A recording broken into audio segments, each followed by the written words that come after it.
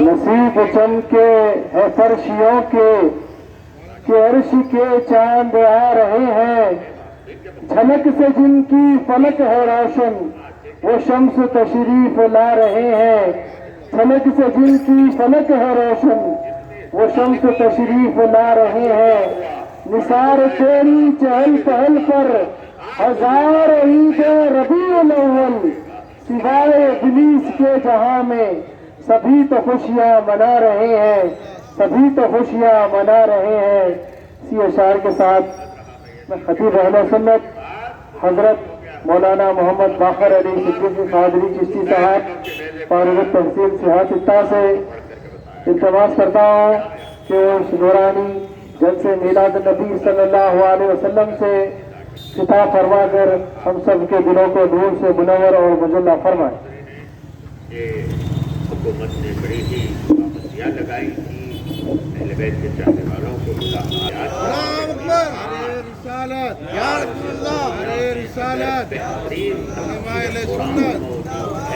تو آپ کی اور میری السلام علیکم ورحمۃ اللہ وبرکاتہ۔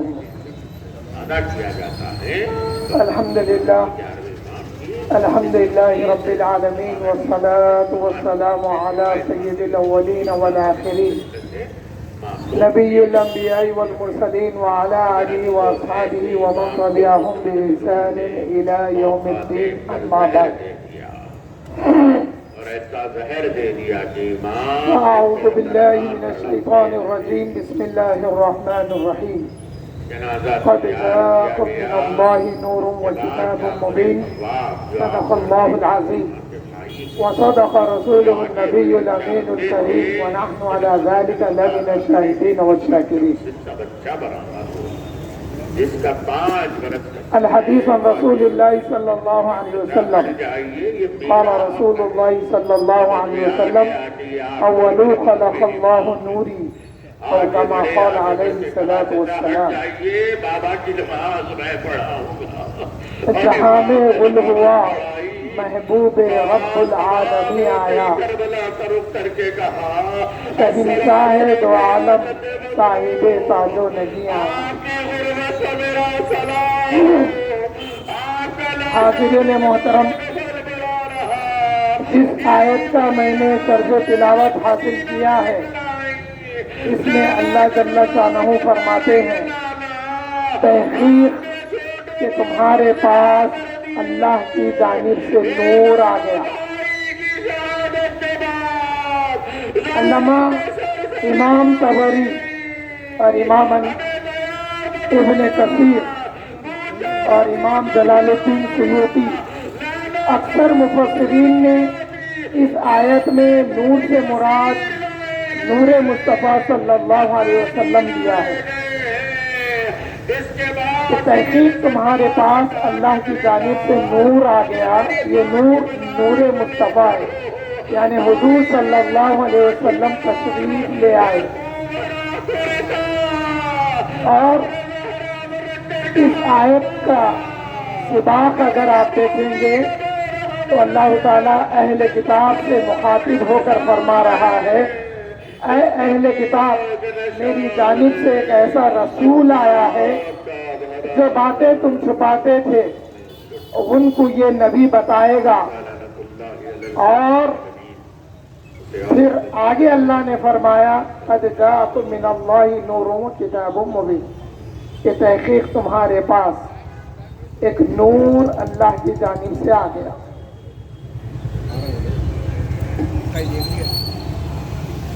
حاضرین محترم، اللہ جل شانہ نے اپنے نور مبارک سے حضور اکرم صلی اللہ علیہ وسلم کے نور مبارک کو بنایا، تو معلوم ہوا حضور اکرم صلی اللہ علیہ وسلم کی ذات مبارکہ اور حضور صلی اللہ علیہ وسلم کی تخلیق نور ہے۔ اہل سنت والجماعت کا یہ عقیدہ ہے کہ حضور اکرم صلی اللہ علیہ وسلم ایسے نور ہیں کہ آپ کی بشریت پر آپ کی نورانیت غالب ہے۔ ہم اہل سنت والجماعت حضور صلی اللہ علیہ وسلم کے نور ہونے کو ترجیح دیتے ہیں سبحان اللہ. اور ہم حضور کی بشریت کا اقرار کرتے ہیں، مگر اصرار حضور کے نور ہونے پہ دیتے، اس لیے کہ اللہ نے اپنے نور سے نور مصطفیٰ کو بنایا. سبحان اللہ. پھر رسول اللہ صلی اللہ علیہ وسلم نے فرمایا کہ سب سے پہلے اللہ نے جس شے کو بنایا وہ میرا نور ہے. تو معلوم ہوا رسول اللہ صلی اللہ علیہ وسلم نور ہے. اور کتاب مبین ایک روشن کتاب بھی اللہ نے نبی کے ساتھ بھیجا، اس آیت میں ذکر کیا. تو اب معلوم یہ ہوا کتاب تو اپنی جگہ روشن ہے، کتاب تو اپنی جگہ منور ہے، مگر اس کو پڑھنے کے لیے آنکھ چاہیے، اور آنکھ میں نور چاہیے، آنکھ میں بصارت چاہیے، آنکھ میں بینائی چاہیے. اگر مثال کے طور پر آپ ایک روشن اور منور جگہ بیٹھے ہوئے ہیں، آپ کے پاس کتاب ہے لیکن آنکھ میں نور نہیں ہے، آنکھ میں بصارت نہیں ہے، آنکھ میں بینائی اگر نہیں ہے تو وہ کتاب کا منور ہونا کوئی کام آنے والا نہیں ہے. تو اللہ نے جس منور کتاب کو حضور کے ساتھ بھیجا تو حضور کی ذات کو نور بنا دیا. اس کے بعد میں جب کائنات کو اللہ نے بتدریج و ترتیب بنایا تو مومنین کی آنکھوں کو نور بھی عطا کیا، ایک نور بصارت عطا کی. وہ نور جو نبی کے نور سے فیض حاصل کیا ہوا ہے وہ مومنین کی آنکھوں کو عطا کیا. اب جب آنکھوں میں اللہ کی طرف سے عطا کردہ نور مصطفیٰ جب آنکھوں میں آ جاتا ہے تو اب مومن جب کتاب پڑھتا ہے تو اس کے لیے راہ ہدایت کھلتے جاتے ہیں اور وہ کلام اللہ کا سمجھ میں آتا ہے، اور پھر اس کلام کو پڑھ کر ایمان قوی ہوتا ہے. تو حاضرین محترم، اللہ جل شانہ نے سب سے پہلے اپنے مصطفیٰ کے نور کو بنایا، اور پھر حدیث مبارکہ میں آقا کریم نے فرمایا کہ سب سے پہلے اللہ نے میرے نور کو بنایا. پھر ایک اور حدیث قدسی میں اللہ جل شانہ نے اپنے محبوب سے فرمایا، اے محبوب، میں تو ایک چھپا ہوا خزانہ تھا، جب میں نے چاہا کہ اپنے آپ کو ظاہر کروں تو اے محبوب میں نے آپ کی تخلیق کی. تو یہاں پر بات سمجھنے کی یہ ہے کہ بس اس کو پڑھ کے گزر جانا نہیں ہے کہ اللہ چھپا ہوا خزانہ تھا، اللہ نے چاہا کہ اپنے آپ کو ظاہر کرے تو اللہ نے اپنے محبوب سے مخاطب ہو کر فرمایا، اے محبوب میں نے آپ کی تخلیق فرمائی. یہاں پر یہ عقیدہ معلوم ہوتا ہے کہ اللہ اس سے خطاب کر رہا ہے، وہ مخاطب کو معلوم ہے کہ اللہ تنہا تھا، جب اللہ کے سوا کچھ نہیں تھا تو اس نے اپنے آپ کو جب ظاہر کیا تو سب سے پہلے جس ذات مبارکہ کو بنایا تو ذات مبارکہ آپ کے میرے آقا محمد مصطفیٰ صلی اللہ علیہ وسلم کی ذات مبارکہ. سبحان اللہ. اس لیے قرآن کریم میں کئی جگہ اللہ تعالیٰ نے فرمایا، اے میرے محبوب کیا آپ نے نہیں دیکھا؟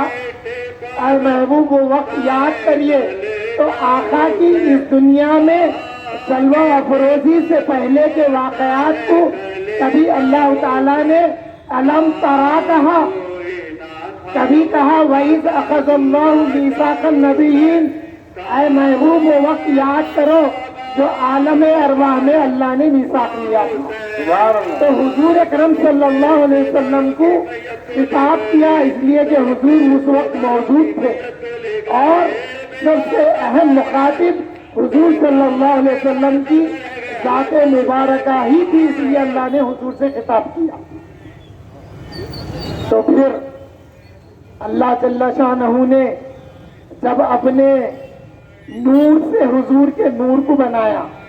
اب یہ لوگوں کی سمجھ میں نہیں آتا، بعض دفعہ ہمارے اسکول کالج کو جانے والے بچوں کو بے تکے سوال کر کے کنفیوز کرتے. اللہ نے اپنے نور سے جب بنایا تو کیا اللہ کے نور میں کمی آ گئی؟ نعوذ باللہ ذالک۔ حاضرین محترم، مثال آسان ہے، یہاں پر الیکٹریشین صاحب موجود ہوں گے، ان سے پوچھئے جب انہوں الیکٹرسٹی کی سپلائی وہ لائٹس کو دی تو وہ لائٹ الومینیٹ ہوئے، وہ لائٹ جلے، وہ لائٹ سل گئے، اس کے بعد انہی وائروں سے ادھر کی لائٹ کو بھی کنیکٹ کرے، کرنے کے بعد اب اگر ان سے پوچھے کہ پہلے وہ لائٹ چلی، وہ لائٹ الومینیٹ ہوئی، اس کے بعد یہ لائٹ چلی تو کیا کوئی روشنی کم ہوئی؟ تو یہ بتائیں گے کہ ذرا غور سے دیکھو، پہلے جو جلی نہ اس میں کمی ہوئی، نہ جس سے جو جلی اس میں کمی ہوئی، یعنی یہ دونوں لائٹوں میں کسی میں بھی نور کم نہیں ہوا۔ سبحان اللہ، سبحان اللہ۔ یہ مثال آج کی ہے، امام اعظم کے زمانے میں امام اعظم نے ایسی ہی مثال دے کر اس سائل کو چپ کر دیا تھا۔ آج جب میلاد النبی کے ماہ میلاد آتا ہے، لوگوں کے دلوں میں بے تک کے سوال پیدا ہوتے، اور وہ سوال کا جب جواب دیا جاتا ہے تو مانتے بھی نہیں۔ بدبختی یہ ہے کہ پھر کوں کر کے گزر جاتے، وہ شک و شبہ ان کے دلوں میں باقی رہتا۔ تو مجھے یہ معلوم ہو گیا کہ آقا کریم صلی اللہ علیہ وسلم کے نور کا صدقہ ان کی آنکھوں کو ملا، نہ ان کے دل کو ملا۔ اگر ان کی آنکھوں کو ملتا، ان کے دل کو ملتا تو پھر آقا کے نور ہونے کو مانتے، اس پہ سوال نہیں کرتے۔ حاضرین محترم، جب اللہ جل شانہ نے اپنے محبوب کے نور کو بنایا تو اس نور مبارک کو اپنے سامنے رکھ دیا۔ اب یہ نور مصطفیٰ اللہ کا دیدار کر رہا تھا اور اللہ جل شانہ نور مصطفیٰ کا مشاہدہ فرما رہے تھے۔ سبحان اللہ، سبحان اللہ۔ اور جب اللہ نے اپنے نور کا مشاہدہ کیا تو اس کے نور اور اس کے انوار میں اور زیادہ ہوتے گیا، اور بھی اس میں ترقی ہوئی اور وہ عظیم مقام و مرتبے پر پہنچا۔ سبحان اللہ۔ اس کے بعد اپنے حجاب کے پردوں میں رکھا، کبھی رحمت کے پردوں میں رکھا، کبھی اس کے سر کے پردوں میں رکھا۔ تو ان پردوں سے جب یہ نور مصطفیٰ کو گزارا تو پھر اللہ جل شانہ نے کائنات کو بنانے کا ارادہ فرمایا تو سب سے پہلے نور مصطفیٰ سے اللہ نے قلم کو بنایا، پھر لوح محفوظ کو بنایا، پھر عرش کو بنایا، پھر اس نور کے چوتھے ٹکڑے کے پھر اس نے 4 حصے کیے۔ اب دیکھیے ترتیب سے نور مصطفیٰ سے کائنات وجود میں آ رہی ہے۔ سبحان اللہ۔ جب سب سے پہلے اللہ نے قلم کو بنایا، پھر لوح محفوظ کو بنایا، پھر عرش کو بنایا، جب اللہ نے حکم دیا کہ اے قلم لکھ، قلم نے پوچھا کہ یا اللہ کیا لکھوں؟ اللہ نے فرمایا کہ تقدیر لکھو، تو وہ تقدیر لوح محفوظ میں لکھ دی گئی۔ پھر حاضرین محترم، تقدیر میں یہ بھی تھا کہ اللہ اپنے نور سے ایک نور بنائے گا، وہ نور اللہ کا محبوب ہوگا، اس کا نام محمد مصطفیٰ ہوگا، وہ اللہ کا محبوب ہوگا، اور اس کے نور سے ساری کائنات کو اللہ وجود بخشے گا۔ سبحان اللہ، سبحان اللہ، سبحان اللہ نے پھر جب عرش کو بنایا تو استوا علی العرش ہوا اس کی شان کے مطابق۔ پھر اللہ نے جب چوتھے حصے سے پھر 4 نور کو بنائے اور اس میں جنت و جہنم کو بنایا، پھر اس نے اسی نور سے کرسی کو بنایا، پھر اس نے اسی نور سے حاملین عرش کو بنایا، پھر اس چوتھے حصے کے پھر اس نے 4 حصے کر دیے۔ واہ واہ واہ۔ حاملین عرش وہ ملائکہ ہیں جو اللہ کے عرش کو تھامے ہوئے ہیں، اور وہ رات دن تسبیح بیان کرتے ہیں اللہ کی۔ سبحان اللہ۔ اور پھر اللہ نے جنت اور جہنم کو بنایا اور پھر کرسی کو بھی بنایا۔ حاضرین محترم، پھر تیسرے مرحلے میں جب اس نے 4 حصے کیے تو پھر مومنین کے دل کو نور بخشا، مومنین کی آنکھوں کو بصارت بخشی، اور پھر اس نے سورج بنایا، چاند بنایا، کائنات کو وجود بخشا۔ پھر کیا کیا؟ پھر حکم دیا کہ آئے ملائکہ، میرے محبوب کے نور کو ساری کائنات کی سیر کراؤ۔ جس جس کائنات کی مخلوق سے آقا کریم صلی اللہ علیہ وسلم گزرتے، وہ مخلوق جاننے لگتی۔ سبحان اللہ، اس کی مثال چاند تو آسمان پر ہے، اللہ نے چاند کو نبی کی معرفت عطا کی تھی۔ جبل ابی قبیس پر آقا کریم صلی اللہ علیہ وسلم نے جب اہل مکہ نے پوچھا یا رسول اللہ کیا آپ کا تصرف چاند پر بھی ہے، آقا کریم صلی اللہ علیہ وسلم نے جب اپنی انگشت مبارک کا اشارہ کیا تو چاند کے دو ٹکڑے ہو گئے۔ اہل مکہ نے چاند کے دو ٹکڑوں کو پہاڑی کے ایک ادھر دیکھا اور دوسرا ٹکڑا پہاڑی کے ادھر دیکھا۔ سبحان اللہ، سبحان اللہ، یہی نہیں، بچپن کا عالم ہے، ماہد میں گہوارے میں رسول اللہ صلی اللہ علیہ وسلم ہے۔ آقا کریم صلی اللہ علیہ وسلم جھولے میں رہ کر آپ جدھر دست مبارک سے انگشت مبارک کا اشارہ کرتے چاند ادھر ہو جاتا، جب ادھر اشارہ کرتے چاند ادھر ہو جاتا، بار بار حضور اشارہ کرتے جاتے چاند اپنا رخ بدلتے جاتا۔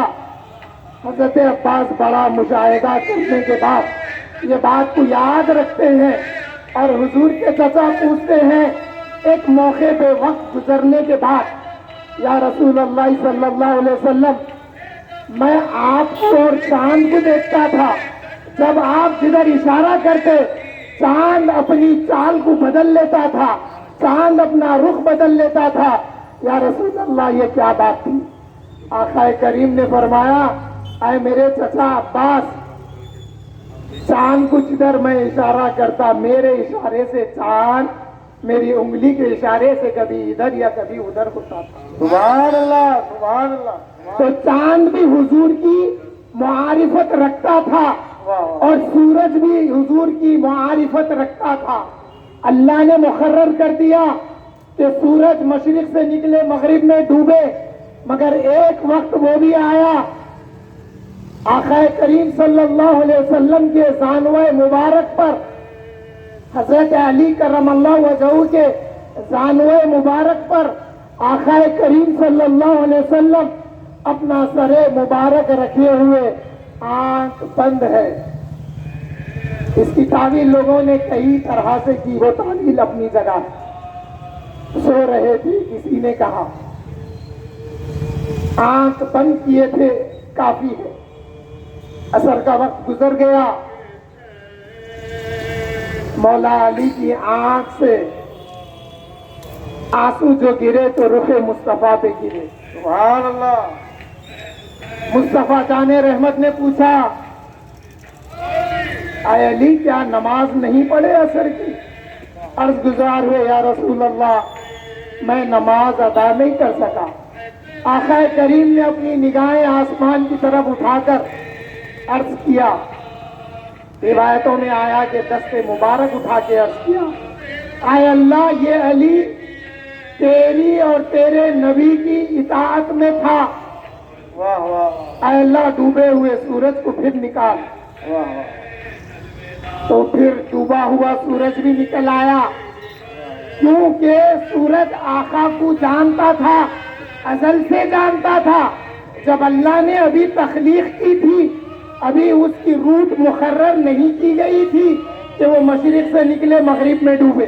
سبحان اللہ، سبحان اللہ، حاضرین محترم، حضور اکرم صلی اللہ علیہ وسلم کے اشارے سے جب ڈوبا ہوا سورج نکلا تو ہم عقیدت مندوں نے پوچھا، عالم عقیدت میں بڑے واضح بول رہا ہوں میں، بعد میں یہ نہیں کہنا کہ کون سی حدیث میں ہے قرآن میں ہے، ارے وہ اچھے سے پڑھے تو یہ سمجھ میں آتا۔ میں عالم عقیدت کا لفظ لے رہا ہوں.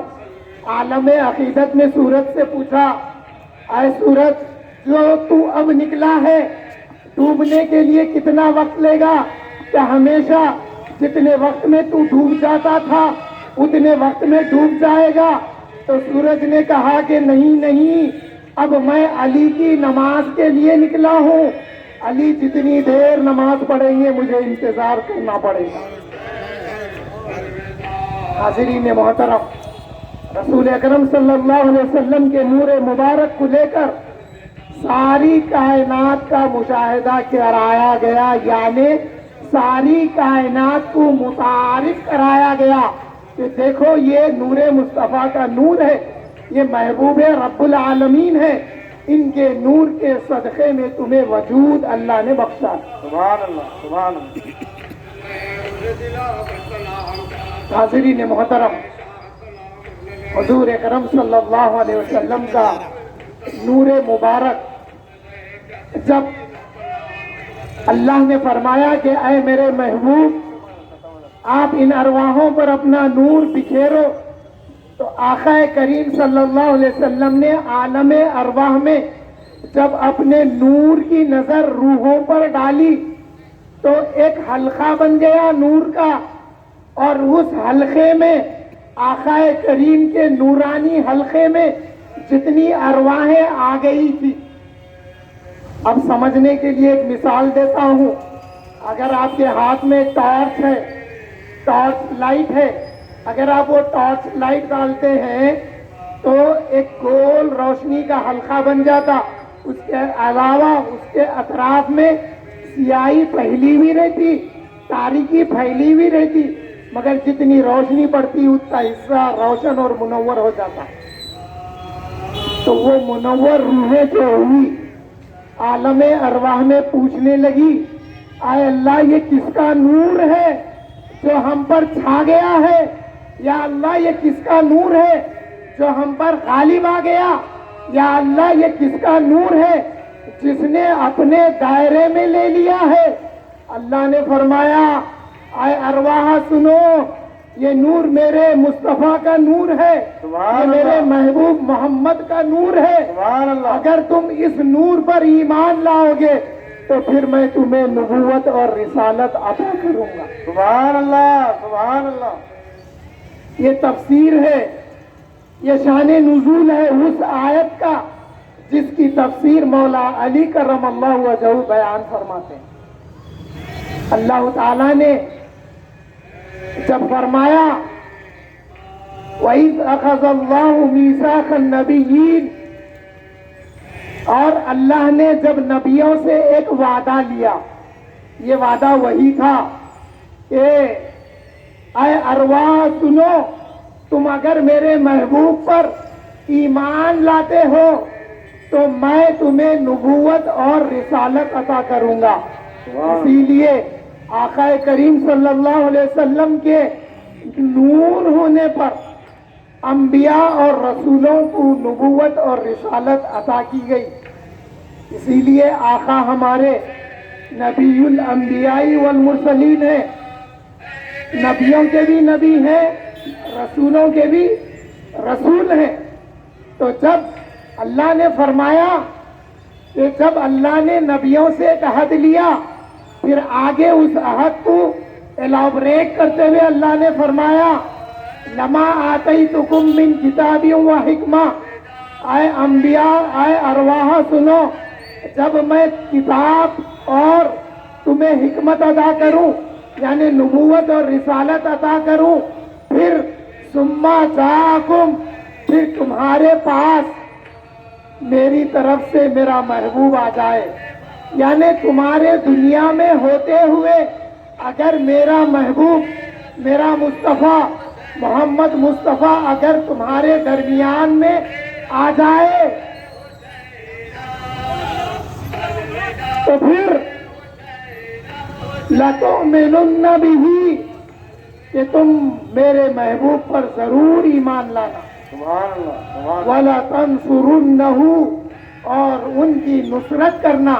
تو یہاں پر اس آیت سے معلوم ہوتا ہے کہ اللہ نے نبیوں پر واجب کر دیا تھا کہ مصطفیٰ جان رحمت پر ایمان لائیں، اور وَلَتَنْصُرُنَّهُ کا معنی یہ ہے کہ تم اپنی امتوں کو بتانا کہ یہ نبی آخر الزمان محمد مصطفیٰ محبوب رب العالمین ہوں گے، اور آئے میرے امتیوں، جہاں تم مجھ پر ایمان لائے ہو تو پھر تم میرے اللہ کے محبوب ہمارے رسول محمد مصطفیٰ پر بھی ایمان لانا۔ سبحان اللہ، سبحان اللہ۔ پھر اللہ نے فرمایا کہ اے ارواح، کیا تم اس بات پر گواہ ہوگے اور جو تم سے میں نے میثاق لیا ہے، عہد و پیمان لیا ہے، اس بھاری عہد و پیمان کو تم اٹھاؤ گے؟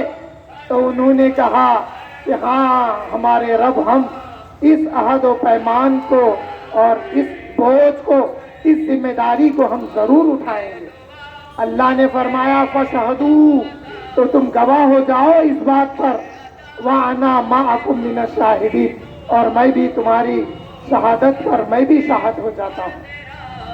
تو اس آیت سے معلوم ہوا کہ اللہ نے عالم ارواحی میں نبیوں سے میثاق لے چکا تھا۔ جب آدم علیہ السلام، حضرت آدم علیہ السلام کی تخلیق ہوئی،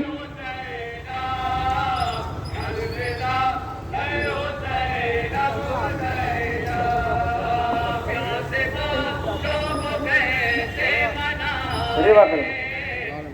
حاضرین و سامعین، جب حضرت آدم علیہ السلام کی تخلیق کا وقت آیا تو اس وقت کو آقا کریم بتاتے ہیں کنتُ نبیًا وآدم بین الروح والجسد آیا، کہیں پر بین الطین والجسد آیا، کہیں پر ماں اور جسد کا لفظ آیا کہ حضرت آدم ابھی روح اور جسم کے درمیان تھے، حضرت آدم ابھی مٹی اور پانی کے درمیان تھے۔ یہ باتیں آقا بتا کر فرمائے کہ میں اس سے پہلے نبی تھا اللہ کی بارگاہ میں۔ اور معلوم ہے آپ کو، جب آقا کریم صلی اللہ علیہ وسلم کی تخلیق کا وقت آیا تو اللہ جل شانہ نے جبرائیل سے کہا اے جبرائیل جاؤ زمین سے میرے محبوب کی تخلیق کے لیے مٹی لے آؤ۔ تو جبرائیل اور اسرافیل علیہ السلام زمین پر نازل ہوئے، مکہ مکرمہ کی سیر کیا اور پھر مدینہ منورہ کی طرف آئے، اور آقا کریم صلی اللہ علیہ وسلم آج جہاں پر آرام فرما رہے ہیں، الفاظ کا بڑا ادب کا لحاظ کر کے عرض کر رہا ہوں، سنیے بڑے غور سے سنیے۔ آقا کریم صلی اللہ علیہ وسلم آج جہاں آرام فرما رہے ہیں وہاں کی مٹی کا انتخاب کر کے لے گئے۔ اللہ نے اس مٹی سے آپ کے میرے آقا تاجدار مدینہ محمد مصطفیٰ صلی اللہ علیہ وسلم کی تخلیق فرمائی۔ امام مالک کیا فرماتے ہیں سنو، آقا نے فرمایا، حدیث مبارکہ میں ہے، میرے ممبر اور میرے روضے کے درمیان جنت کے باغوں میں سے ایک باغ ہے، ما بین روضتم بین ممبری روضتم من ریاض الجنہ، میرے ممبر اور میرے روضے کے درمیان جنت کے باغوں میں سے ایک باغ ہے۔ علماء نے فرمایا جو شخص اس میں نماز ادا کرتا ہے وہ جنت کا ایک باغ ہے، وہ روز قیامت کے بعد وہ حصہ جنت میں ملا دیا جائے گا، اس کو وہاں بھی نماز پڑھنے کا شرف حاصل ہوگا۔ خوش نصیب ہے وہ جو آقا کریم صلی اللہ علیہ وسلم کے ساتھ خوش عقیدگی رکھتے ہیں اور آقا کو اللہ کا نور مانتے ہیں۔ اور آقا کو اللہ کا محبوب مانتے ہیں اور آقا کو کل کائنات کی تخلیق کا اصل مانتے ہیں، بڑے خوش نصیب ہیں وہ۔ حاضرین محترم، پھر ہوا کیا؟ امام مالک فرماتے ہیں آقا کریم صلی اللہ علیہ وسلم جس مزار اطہر میں آرام فرما رہے ہیں اس سے مس ہوئی مٹی عرش اعظم سے بھی اعلیٰ ہے فرمائے۔ اس کی توجیہ بیان کی، اس کی توجیہ یہ بیان کی کہ عرش پر اللہ جلوگر ہے، یہ اس کا اعلان ہے، اور ایمان رکھنا ہے کہ وہ عرش پر ہے۔ اس کے باوجود اللہ فرماتا ہے جب آدم کو زمین پر بھیجا نا تو اللہ تعالیٰ سے حضرت آدم سمجھنے لگے کہ اللہ کا مشاہدہ جنت میں ہوتا تھا، اب میں دنیا میں آ گیا تو ایک دوری آ گئی، ایک مسافت آ گئی۔ آدم 300 سال تک روتے رہے۔ پھر اللہ نے فرمایا اے آدم میرے بعد سے، میری دوری سے اس قدر نہ رونا، یہ جو آسمان اول پر ملائکہ ہیں یہ ملائکہ تمہارے رونے سے پریشان ہے، تمہاری کریا ازاری سے وہ لوگ، وہ فرشتے پریشان ہیں، اے آدم اس طرح سے نہ رو۔ پھر آدم سے اللہ نے فرمایا اینما کنتم وہو معکم، اے آدم تم جہاں کہیں جاؤ گے میں تمہارے ساتھ ہوں۔ سبحان اللہ، سبحان اللہ، سبحان اللہ۔ تو اب حضرت آدم کو اطمینان ہو گیا کہ جہاں جہاں میں جاؤں اللہ میرے ساتھ ہے۔ تو عرش پر اللہ جلوگر ہے، یہ ایمان ہے، مگر اللہ ہمارے ساتھ بھی ہے۔ اینما کنتم وہو معکم۔ پھر یہ بھی ارشاد ہوا وفی انفسکم افلا تبصرون، وہ تمہارے اندر ہے کیا تم اسے نہیں دیکھتے؟ تو معلوم یہ ہوا کہ آدم کی تخلیق کے ساتھ اللہ نے اپنے آپ کو یا پھر حضرت آدم کو اپنے ساتھ جوڑ لیا۔ تو بنو آدم کے ساتھ اللہ تعالی موجود ہے جہاں وہ جاتے ہیں۔ تو حاضرین محترم، حضور اکرم صلی اللہ علیہ وسلم کی تخلیق اس مٹی سے ہوئی، اب قیامت کے بعد وہ مٹی جنت سے ملا دی جائے گی۔ تو پھر امام مالک نے یہ فرمایا کہ اس مٹی کو جہاں جنت میں ملا دیا جائے گا اسی مٹی سے جڑے ہوئے حضرت ابو بکر بھی ہیں، حضرت عمر ابن خطاب رضی اللہ تعالی عنہ بھی ہیں۔ تو ان کو بھی، یہ دو حضرات کو، یہ شیخان اسلام کو، آپ بات یاد رکھیے، شیخان اسلام جب کہا جاتا ہے، شیوخان اسلام جب کہا جاتا ہے تو سب سے پہلے شیوخان اسلام حضرت ابو بکر و حضرت عمر رضی اللہ تعالی عنہما ہے۔ سبحان اللہ، سبحان اللہ۔ تو جہاں حضور کے ساتھ یہ موجود ہے، یہ سارے خطے کو اللہ تعالیٰ روز قیامت جنت میں ملا دے گا۔ سبحان تو اللہ۔ معلوم ہوا جس مٹی سے آقا کریم صلی اللہ علیہ وسلم کی اللہ نے تخلیق فرمائی ہے، اسی مٹی سے حضرت ابو بکر کی بھی تخلیق ہوئی، حضرت عمر ابن خطاب کی بھی تخلیق ہوئی۔ سبحان اللہ، سبحان اللہ۔ اور وہاں پر ایک جگہ خالی ہے، وہ جگہ حضرت عیسیٰ ابن مریم کے لیے ہے علیہ السلام۔ جب وہ قیامت کی علامتوں میں سے ظاہر ہوں گے اور جب آپ انتقال کریں گے تو مدینے میں اس جگہ آپ کو ملا دیا جائے گا۔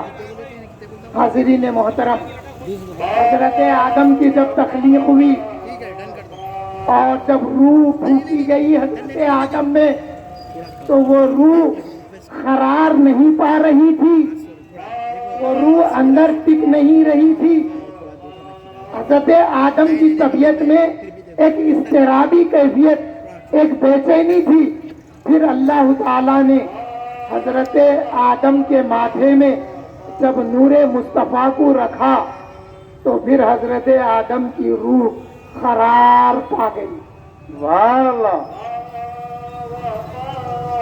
اب شیطان بے چین تھا، معلم الملائکہ تھا، اتنا پڑھا لکھا ہونے کے باوجود اس کو اس کا علم نفع نہیں دیا. اس کی وجوہات میں سے ایک وجہ یہ بھی معلوم ہوتی ہے، اس نے ملائکہ کو تعلیم دیتے ہوئے دعا کی، اے اللہ جب آپ آدم کی تخلیق فرمانے کے بعد ملائکہ کو حکم دیں گے کہ سجدہ ریز ہو جائے تو تمام سجدہ کریں گے سوائے ایک کے، اور یا اللہ ان سب کو اس آزمائش سے بچا کر ان کو کامیابی عطا فرما. بات کیا سمجھ میں آئی؟ اس نے دعا اپنے لیے نہیں کی، ہم سب کو نہیں بولا شیطان بولا یا اللہ ان سب کو اس آزمائش سے بچا کر انہیں اطاعت اور فرما برداری سے کامیابی عطا کر. تو یہ رہ گیا، تقدیر میں تھا کہ سب سجدہ کریں گے سوائے اس کے. پھر اللہ نے جب لات ماری رحمت کی وہ باہر کر دیا گیا. تو وہ تو چاہتا تھا کہ حضرت آدم کا دشمن ہو اور عرض کیا یا اللہ میں آدم کی سیدھی راہ میں بیٹھوں گا. اللہ نے فرمایا کہ میرے جو بندے سیدھی راہ سے میری طرف آئیں گے وہ تیرے بہتاوے میں نہیں آئیں گے. اب دیکھیے شیطان بھی جو راہ کا انتخاب کیا وہ سیدھی راہ کا انتخاب کیا، کیونکہ اللہ کی طرف جانے والی جو راہ ہے اس کی دعا ہم اہدنا الصراط المستقیم سے کرتے ہیں کہ اے اللہ ہمیں سیدھی راہ پر چلا. کسی نے ترجمہ کیا یا اللہ ہمیں سیدھی راہ دکھا. یہ دونوں کی تطبیق کیسے ہوگی؟ یہ دونوں کو جوڑیں گے کیسا، سمجھیں گے کیسا؟ یا اللہ جب ہم ایمان لا چکے ہیں تو اب ہمیں سیدھی راہ پر قائم رکھ.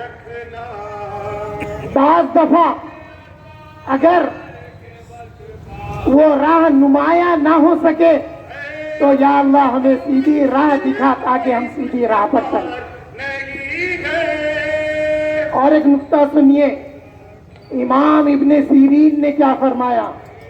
امام ابن سیرین نے فرمایا جب تم ایک ایسے وقت میں آ جاؤ جہاں پر حقیقت سمجھ میں نہیں آ رہی، ادھر سے بھی قرآن کہا جا رہا ہے ادھر سے بھی قرآن کہا جا رہا ہے، تب تمہاری سمجھ میں نہیں آ رہا کہ کون سچ ہے، تو علامہ ابن سیرین نے ایک مشورہ یہ دیا کہ ایسے سچویشن میں تم اپنے اسلاف کی راہ پر گامزن ہو جانا، وہی راہ صراط مستقیم ہے.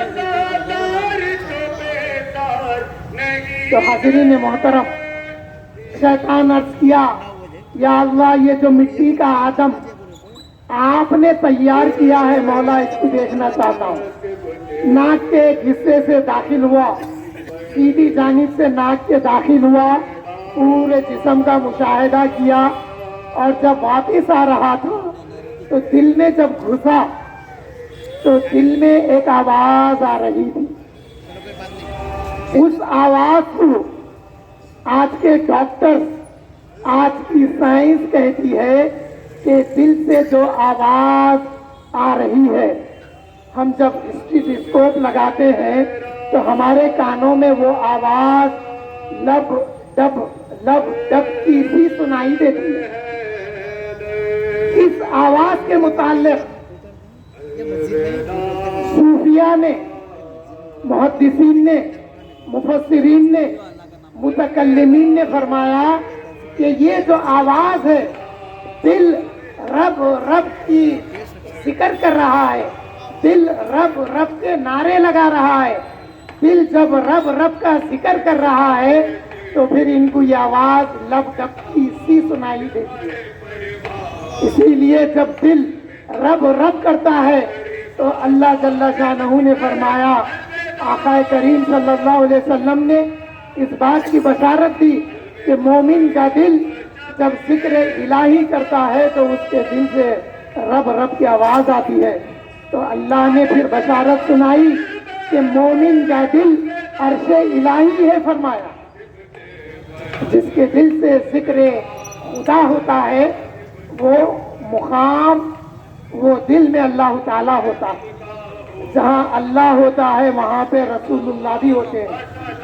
آقا کریم نے حدیث قدسی پڑھ کر سنایا کہ اللہ فرماتے ہیں، اذا ذکرت ذکرت معی، اے محبوب جب جب آپ کا ذکر، جب میرا ذکر ہوگا میرے ذکر کے ساتھ آپ کا بھی ذکر ہوگا۔ تو جب دل اللہ کا ذکر کرتا ہے تو وہ ذکر معروف ہے کہ وہ دل ذکر رسول اللہ بھی کرتا ہے۔ حاضرین محترم، جب روح حضرت آدم کے ماتھے میں سما گئی تو پھر کیا ہوا؟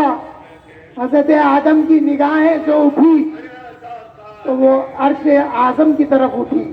تو پھر یہاں پہ ایک بات کو سمجھاتا ہوں میں، جب روح جسم آدم میں آئی تو روح اسی کی طرف لوٹی ادھر سے وہ آئی تھی، اللہ کی طرف سے روح آئی تھی، وہ اسی کی طرف لوٹی۔ جب اس کا مشاہدہ کیا تو عرش اعظم کو دیکھا تو عرش اعظم پر لکھا ہوا تھا، لا الہ الا اللہ محمد الرسول اللہ۔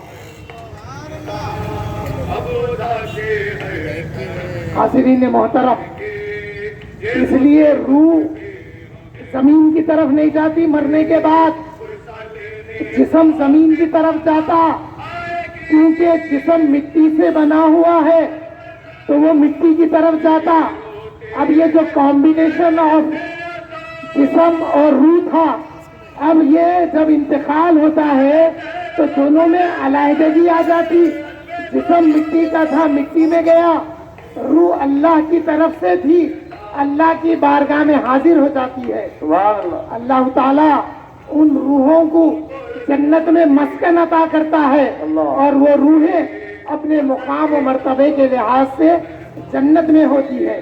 مگر جب کوئی خبر پر آ کر صاحب خبر کو سلام عرض کرتا ہے تو وہ روح آنن فانن میں خبر میں آ کر جواب دیتی ہے سلام کرنے والے۔ سبحان اللہ، سبحان اللہ، واہ واہ واہ۔ حاضرین محترم، حضرت آدم نے مشاہدہ کیا، عرش اعظم پر لکھا ہوا تھا، لا الہ الا اللہ محمد الرسول اللہ صلی اللہ علیہ وسلم۔ پھر حاضرین محترم، اللہ جل شانہ نے حضرت آدم علیہ السلام کی پشت پر اپنا دست مبارک جب رکھا تو ذریت آدم ظاہر ہوئی۔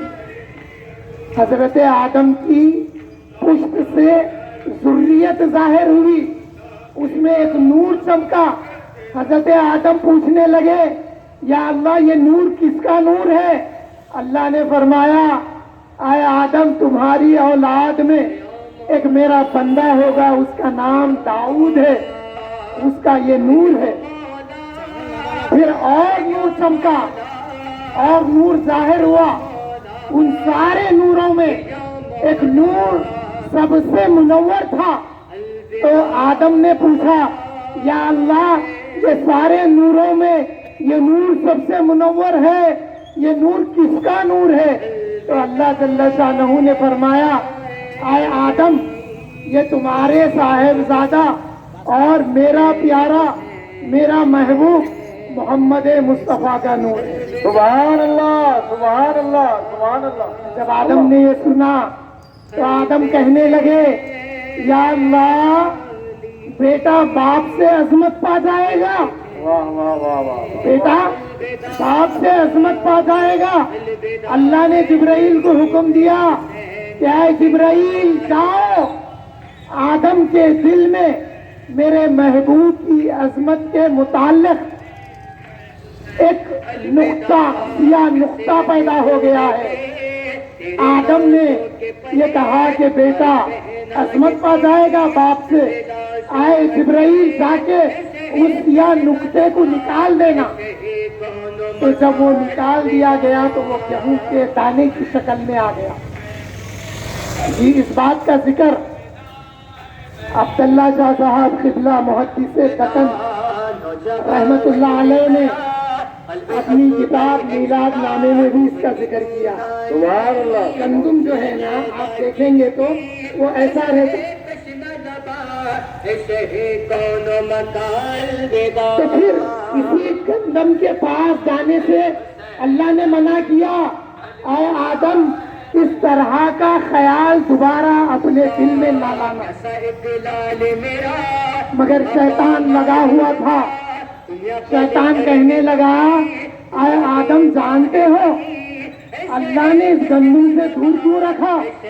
اگر تم اس کو کھا لو گے تو اللہ کا قرب اور حاصل ہوگا. جب آدم علیہ السلام اللہ کا قرب حاصل کرنے کے لیے اس گندم کو جب آپ نے تناول فرمایا تو اللہ نے بہکانے والے کنفیوز کرنے والے شیطان کو بھی جنت سے نکالا اور حضرت آدم کو بھی جنت سے زمین پر اتار دیا. آدم علیہ السلام کے ماتھے میں جب یہ نور جلوہ فکن ہو گیا تو اللہ نے حضرت آدم کی خطا کو معاف فرمایا. آپ 300 سال تک روتے رہے. آپ کے آنسو سے یہ ایک آنسوؤں کا راستہ بن گیا تھا. نالیاں بن گئی تھی اور آدم بہت روتے تھے. اللہ سے جدائی میں جنت کی نعمتوں کی جدائی سے نہیں اللہ کے قرب سے دور ہو گئے. پھر اللہ نے آدم کو اپنا قرب عطا کیا اور پھر اللہ نے حضرت آدم کو تلقین کی. اللہ فرماتے ہیں فَتَلَقَّى آدَمُ مِن رَبِّهِ كَلِمَاتٍ فَتَابَ. پھر اللہ نے حضرت آدم کو کلمات کا القاء کیا اور ان کی توبہ کو قبول کر لیا. تو وہ کلمات کیا تھے؟ تو کسی نے کہا جو آیت ربنا ظلمنا انفسنا ہے وَإِن لَّمْ تَغْفِرْ لَنَا لَنَكُونَنَّ مِنَ الْخَاسِرِينَ. حضرت آدم نے یہاں پر اپنے لیے اپنی زوجہ کے لیے دعا فرمائی کہ اے اللہ تو ہماری مغفرت فرما. یہ دعا کے ساتھ حضرت آدم نے جو وسیلہ لیا تھا اس میں حضور صلی اللہ علیہ وسلم کا نام مبارک تھا. جب نام مبارک کا وسیلہ لیا تو اللہ تعالیٰ نے حضرت آدم کی خطا کو معاف فرماتے ہوئے فرمایا اے آدم کیف عرفت محمدن. اے آدم تم محمد کو کیسے جان لیے؟ ابھی میں نے ان کی تخلیق نہیں کی. آدم عرض کرنے لگے یا اللہ جب آپ نے مجھ میں روح کی میری نگاہیں جب آپ کی طرف التفات کی تو میں نے عرش پر لکھا ہوا دیکھا لا الہ الا اللہ محمد رسول اللہ. تو میں سمجھ گیا کہ یہ جو نامی محمد گرامی ہے یہ آپ کا محبوب نام ہے. اور پھر مجھے بھی یاد آ گیا مجھے میں مقرر کو یاد آ گیا کہ عالم ارواح میں اللہ نے جس محبوب کا ذکر کر کے نبیوں سے وعدہ لیا تھا یہ نام وہی تھا. حضرت آدم کو یاد آ گیا ہوگا. پھر کیا ہوا؟ یہ نور جب حضرت آدم علیہ السلام کو دنیا میں اللہ نے بھیجا تو اس نور کے بڑے فائدے ہوئے. یہ نور منتقل حضرت شیس علیہ السلام میں ہوا. اس کے بعد یہ نور ایک نبی کے بعد دوسرے نبی میں منتقل ہوتا ہوا حضرت ابراہیم علیہ السلام تک آ گیا. یہی نور کا فیض تھا. نوح علیہ السلام کو کشتی کا کنارہ لگا. یہی نور کا فیض تھا. حضرت ادریس علیہ السلام کو جنت میں سکونت ملی. یہی نور کا فیض تھا. ابراہیم علیہ السلام کو نارے نمرود سے گلزار ملا، اور یہی نور کا فیض تھا حضرت اسماعیل علیہ السلام کو ذبح ہونے سے اللہ نے بچا دیا۔ تو حاضرین محترم، یہ نور ہوتے ہوتے جب حضرت عبداللہ رضی اللہ عنہ سے جب ظاہر ہوا تو یہود اور نصارہ منتظر تھے اس نور کے آنے کی۔ جب مکے میں حضرت عبد المطلب کے گھر سے اعلان ہوا، یہودیوں نے ایک آثار دیکھے، ایک تارے کو نمودار ہوتا ہوا جب مکے میں دیکھے تو پوچھے کہ مکے میں کوئی لڑکا پیدا ہوا ہے، تو معلوم ہوا کہ حضرت عبداللہ کے گھر ایک لڑکا پیدا ہوا ہے۔ سبحان اللہ۔ آ کر حضرت عبد المطلب سے پوچھنے لگے، آئے عبد المطلب کیا تمہارے پاس لڑکا پیدا ہوا؟ انہوں نے کہا کہ ہاں، اللہ نے عبداللہ کو لڑکا عطا کیا ہے جو بی بی فاطمہ سے ظاہر ہوا ہے۔ سبحان اللہ۔ یہودیوں نے کہا کہ ہم اس لڑکے کو دیکھنا چاہتے ہیں۔ جب یہودی آئے تو آقا کریم صلی اللہ علیہ وسلم کے نورانی چہرے کو دیکھے اور گواہی دینے لگے کہ ہاں، یہ وہی آخری نبی ہے جن کا نام محمد ہوگا۔ اور آپ کو پلٹ کر آپ کی پیٹھ مبارک پر دیکھے تو ختم نبوت کی علامت موجود تھی۔ سبحان اللہ۔ سبحان اللہ۔ آقا کریم صلی اللہ علیہ وسلم کی پشت مبارک پر انڈے کے اتنا گوشت ابھرا ہوا تھا، اور اس پر بالوں سے نمایاں تھا محمد رسول اللہ صلی اللہ علیہ وسلم۔ اور شمائل بیان کرنے والوں نے اس کو بتایا کہ جب آقا کا وصال ہو گیا تو حضرت ابوبکر صدیق رضی اللہ تعالیٰ عنہ حضور صلی اللہ علیہ وسلم کے جسم کو پلٹ کر جب دیکھے تو وہ علامت خاتم نبوت ہونے کی حضور کے جسم سے نکل گئی تھی۔ تو آپ نے اعلان کر دیا کہ ہاں، رسول اللہ صلی اللہ علیہ وسلم اس جہان فانی سے ارسال کر گئے، وصال کر گئے۔ تو حاضرین محترم، ان میلاد کے جلسوں میں شریک ہوئیے۔ انشاءاللہ تعالی حضور صلی اللہ علیہ وسلم کی میلاد مبارک کے جہاں احوال بیان کیے جائیں گے، وہیں پر حضور صلی اللہ علیہ وسلم کے معجزات اور آپ کے اختیارات کا بھی بیان ہوگا۔ اللہ سے دعا کرتا ہوں کہ ہم جو کچھ کہے اور سنے ہیں اس کو قبول فرما، آمین۔ اور اے اللہ اس کے ذریعے ہمارا خاتمہ بالخیر فرما۔ آمین۔ آمین والحمدللہ رب العالمین۔ سبحان